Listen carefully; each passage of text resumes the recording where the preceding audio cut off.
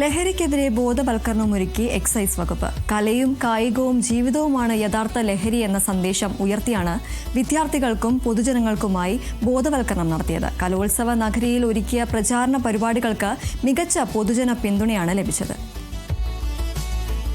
ശക്തന്റെ മണ്ണിൽ കലോത്സവം പുരോഗമിക്കുകയാണ്. അവസാന ദിവസങ്ങളിലേക്ക് കലോത്സവം എത്തുകയാണ്. എന്തായാലും ഞാനിപ്പോൾ നിൽക്കുന്നത് എക്സൈസ് വകുപ്പിൻ്റെ ലഹരി വർജന മിഷൻ്റെ കീഴിലുള്ള വിമുക്തി സ്റ്റാളിലാണ് നിൽക്കുന്നത്. കല തന്നെയാണ് ലഹരി, ജീവിതം തന്നെയാണ് ലഹരി എന്ന സന്ദേശമുയർത്തിയാണ് വിദ്യാർത്ഥികൾക്കിടയിൽ ബോധവൽക്കരണ പരിപാടികൾ നടത്തുന്നത്. ഇതിൻ്റെ ഭാഗമായിട്ടുള്ള ഉദ്യോഗസ്ഥർ, വിദ്യാർത്ഥികളടക്കം ഇവിടെയുണ്ട്. വിദ്യാർത്ഥികൾക്കായി വിവിധങ്ങളായിട്ടുള്ള ഇൻട്രാക്റ്റീവ് സെക്ഷൻസ് പരിപാടികൾ ഇവിടെ തയ്യാറാക്കിയിട്ടുണ്ട്. അതുമായിട്ട് ഇതിൻ്റെ അണിയറ പ്രവർത്തകർ നമ്മളോടൊപ്പം ചേരുകയാണ്. എന്താണ് സാറേ ഇത്തരത്തിലൊരു ആശയത്തിൻ്റെ പിന്നിൽ? എന്താണ് ഈ കലോത്സവ നഗരിയിൽ ഇത്തരത്തിലൊരു സ്റ്റാൾ ഇട്ടിരിക്കുന്നതിൻ്റെ ഉദ്ദേശം? സ്റ്റാൾ ഇട്ടതിൻ്റെ ഉദ്ദേശം 64ാമത് കലോത്സവത്തിൻ്റെ വേദിയിൽ നഗരിയിൽ നടത്തുന്ന ഈ എക്സൈസ് വകുപ്പിൻ്റെ വിമുക്തി മിഷനുമായി ബന്ധപ്പെട്ട് നടത്തുന്ന ഒരു സ്റ്റാളാണിത്. അതായത് പലപ്പോഴും നമ്മൾ ശ്രദ്ധിച്ചിട്ടില്ലേ, ചീത്ത ലഹരിയിലേക്ക് കുട്ടികൾ പോയി കഴിഞ്ഞാൽ കലയും കായികവുമായിട്ടുള്ള കഴിവുകൾ അവരിൽ നിന്ന് അകലുകയാണ് ചെയ്യാറ്. അപ്പോൾ ആ അകൽച്ച ഇല്ലാതാക്കാൻ വേണ്ടി ഇവിടുത്തെ ഈ സ്റ്റാളിൽ ഇതിൻ്റെ ശിക്ഷകളെക്കുറിച്ചും ഇതിൻ്റെ ഉപയോഗിച്ചാലുണ്ടാകുന്ന പ്രശ്നങ്ങളെക്കുറിച്ചും നമ്മൾ ഒരുപാട് ഇൻഫർമേഷനൊക്കെ ഇവിടെ നൽകിയിട്ടുണ്ട്. അപ്പോൾ അതിൻ്റെ കൂടെ തന്നെ കുട്ടികൾക്ക് ഇവിടെ ഉല്ലസിക്കാൻ വേണ്ടി ഇവിടെ നമ്മൾ ആർച്ചറി അമ്പെയ്ത്ത് മത്സരം നടത്തുന്നുണ്ട്. തൊട്ടപ്പുറത്ത് നമ്മളിവിടെ വോളിബോൾ മത്സരം നടത്തുന്നുണ്ട്.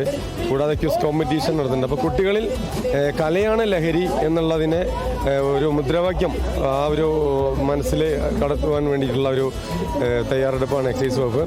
അപ്പോൾ കലോത്സവ നഗരിയിൽ നമ്മൾ എല്ലാവിധ സപ്പോർട്ടുകളും ഇപ്പോൾ 24 hours നടത്തുന്ന കൺട്രോൾ റൂമുകൾ തുറന്നിട്ടുണ്ട്. അതുപോലെ തന്നെ സ്ട്രൈക്കിംഗ് ഫോഴ്സ് 24 hours ഈ കലോത്സവമായിട്ട് ബന്ധപ്പെട്ട് എക്സൈസ് വർക്ക് ഒരുക്കിയിട്ടുണ്ട്. അപ്പോൾ ലഹരിയുമായി ബന്ധപ്പെട്ട് എന്തെങ്കിലും കേസുകളോ മറ്റുണ്ടെങ്കിൽ കിട്ടിയിട്ടുണ്ടെങ്കിൽ ഉടനെ നടപടി എടുക്കാൻ വേണ്ടിയിട്ടാണ് കേരള എക്സൈസ് നിങ്ങളോടൊപ്പം. ലഹരി ഉപയോഗിക്കുന്ന ഒരു വിദ്യാർത്ഥിയെ സംബന്ധിച്ചിടത്തോളം അതിൽ നിന്ന് മുക്തി നേടാൻ ഒരു പൊടിക്കൈ അതെന്താണ് സാർ സജസ്റ്റ് ചെയ്യുന്നത്? ലഹരി ഉപയോഗം എന്ന് പറയുന്നത് ഒരു കുട്ടിയെ സംബന്ധിച്ചിടത്തോളം അവരുടെ ചെറുപ്പകാലത്തിൽ ഉണ്ടാവുന്നതല്ല, അവരുടെ കൂട്ടുകെട്ടിലൂടെ വരുന്നതാണ്. കൂടാതെ കൂട്ടുകെട്ട് മാത്രമല്ല, ഫാമിലി പാരൻറ്റിങ്ങിൻ്റെ ഒരു പ്രശ്നങ്ങളും അതിലുണ്ട്. അതായത് കുടുംബത്തിൽ നിന്ന് ചിലപ്പോൾ ചില കുട്ടികൾ ഇത് കണ്ടുകൊണ്ട് വളർന്ന കൂടിയുണ്ട്. അപ്പോൾ അതുകൊണ്ട് നമ്മൾ മാതാപിതാക്കളും രക്ഷിതാക്കളും ശ്രദ്ധിക്കേണ്ടത് എന്ന് പറഞ്ഞാൽ അത്തരം കാര്യങ്ങളൊക്കെ ഒഴിവാക്കാൻ പറ്റുകയാണെങ്കിൽ ഒഴിവാക്കുക എന്നതാണ് പൂർണ്ണമായും നല്ലത്. അഥവാ ഒഴിവാക്കാൻ പറ്റാത്ത സാഹചര്യമാണെങ്കിൽ കുട്ടികളുടെ മുന്നിൽ ഇത്തരം ലഹരി ഉപയോഗം പൂർണ്ണമായും വേണ്ട എന്ന് വെക്കുക.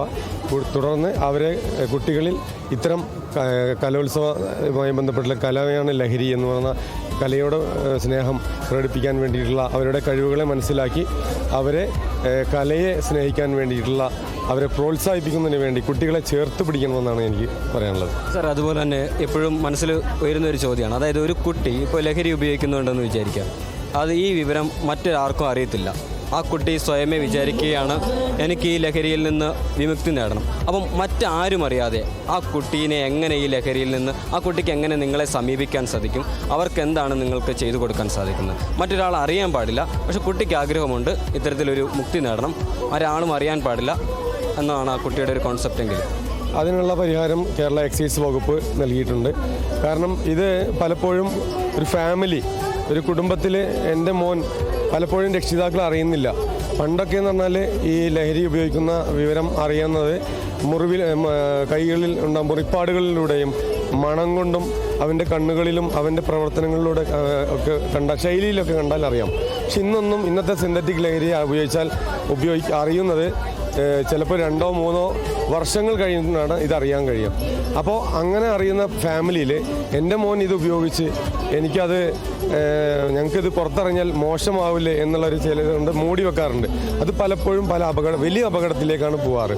അപ്പോൾ അതൊന്നും ഇല്ലാതിരിക്കാൻ വേണ്ടി എക്സൈസ് വകുപ്പ് ഇവിടെ 14405 എന്ന് പറയുന്ന വിമുക്തിയുടെ വിമുക്തിയുടെ ടെലി കൗൺസിലിംഗ് ടോൾ ഫ്രീ നമ്പറാണത്.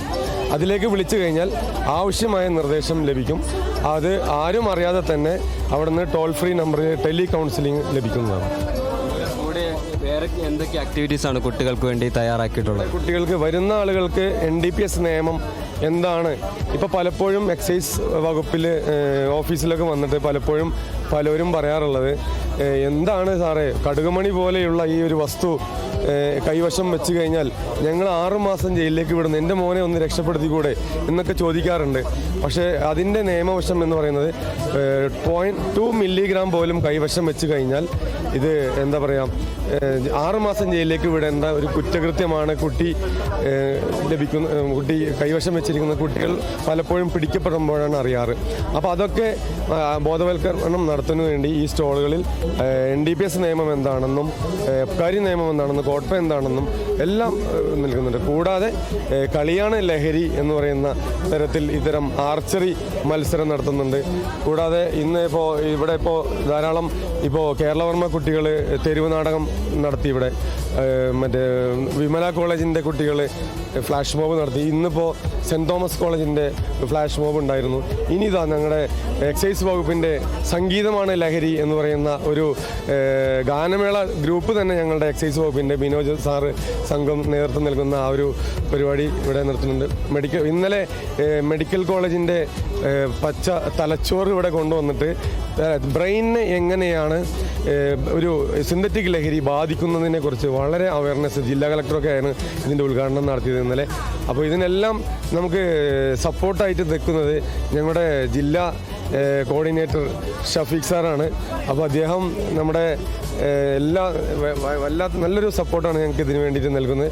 അദ്ദേഹം ഞങ്ങൾക്ക് വേണ്ടിയിട്ടുള്ള ഒരു 2 വാക്ക് ഇതിന് വേണ്ടി അല്ല നമ്മൾ വ്യക്തമായിട്ടുള്ള എന്താ ഇതിനെക്കുറിച്ച് നമ്മളിപ്പോൾ എക്സൈസ് സംസ്ഥാന വിമുക്തി മിഷൻ്റെ കീഴിൽ ഒരുപാട് ആക്ടിവിറ്റീസ് നമ്മൾ ഇതുമായിട്ട് ബന്ധപ്പെട്ട് നടത്തിക്കൊണ്ടിരിക്കുകയാണ്. മെയിനായിട്ട് നമ്മൾ ഉദ്ദേശിക്കുന്നത് നല്ല ശീലങ്ങൾ കുട്ടികളിലേക്ക് വളർത്തിയെടുക്കുക എന്നുള്ള രീതിയിലാണ് നമ്മൾ പ്രവർത്തനങ്ങൾ ഏകോപിപ്പിക്കുന്നത്. അത് കളിയിലായിക്കോട്ടെ കലയിലായിക്കോട്ടെ അത്തരത്തിലുള്ള അതിനെ പ്രൊമോട്ട് ചെയ്യുക എന്നുള്ള ഉദ്ദേശത്തിലാണ് നമ്മളുള്ളത്. ഓരോ വ്യത്യസ്തമായിട്ടുള്ള ഇപ്പോൾ നമ്മൾ കലയൂട്ടിൽ നമ്മുടെ സംഗീതമാണ് ലഹരി എന്ന് പറഞ്ഞ പരിപാടി ഉണ്ടായിരുന്നു.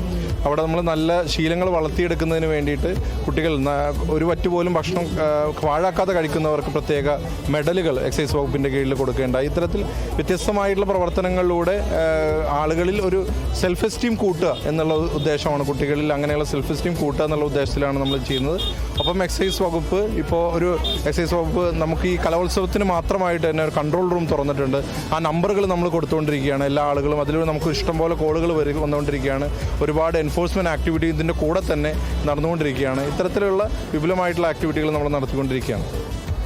കലയാണ് ലഹരി, കായികമാണ് ലഹരി, ജീവിതമാണ് ലഹരി എന്ന ഒരു വലിയ സന്ദേശം ഉയർത്തിയാണ് ഇത്തരത്തിൽ എക്സൈസ് വകുപ്പിൻ്റെ നിയന്ത്രണത്തിൽ എക്സൈസ് വകുപ്പിൻ്റെ കീഴിൽ ഒരു സ്റ്റാൾ ഒരുക്കിയിരിക്കുന്നത്. മികച്ച രീതിയിലുള്ള പിന്തുണയാണ് ഈ സ്റ്റാളിന് ലഭിച്ചുകൊണ്ടിരിക്കുന്നത്. എന്തായാലും എല്ലാവിധ ഭാഗങ്ങളും നേരുകയാണ്.